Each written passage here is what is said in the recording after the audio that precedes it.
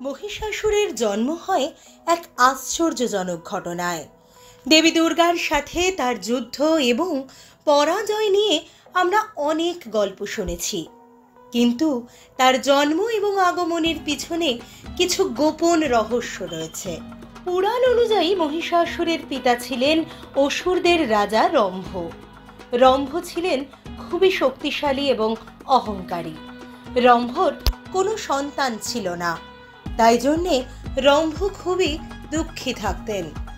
সন্তান প্রাপ্তির জন্যে রম্ভ ব্রহ্মার তপস্যা শুরু করল। রম্ভর তপস্যাতে প্রসন্ন হয়ে ব্রহ্মা বললেন, তুমি যাওয়ার পথে যাকে দেখে তোমার মন আকৃষ্ট হবে তার থেকে তোমার পুত্র সন্তানের জন্ম হবে। রম্ভ যাওয়ার পথে একটি মহিষীর প্রতি আকৃষ্ট হন। ব্রহ্মার কথা অনুযায়ী কিছুদিন পর মহিষীটির থেকে একটি পুত্র সন্তানের জন্ম হয়। একটি মহিষী এবং একটি অসুরের মিলনের ফলে তার পুত্রের নাম হলো মহিষাসুর। মহিষাসুরের মধ্যে অর্ধেক মানুষের এবং অর্ধেক মহিষের গুণ ছিল। ছোটবেলা থেকেই মহিষাসুর অত্যন্ত শক্তিশালী হয়ে উঠেছিল।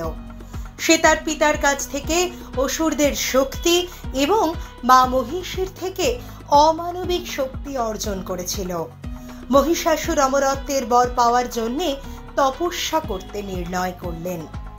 মহিষাসুর ব্রহ্মার কাছে কঠোর তপস্যা শুরু করল।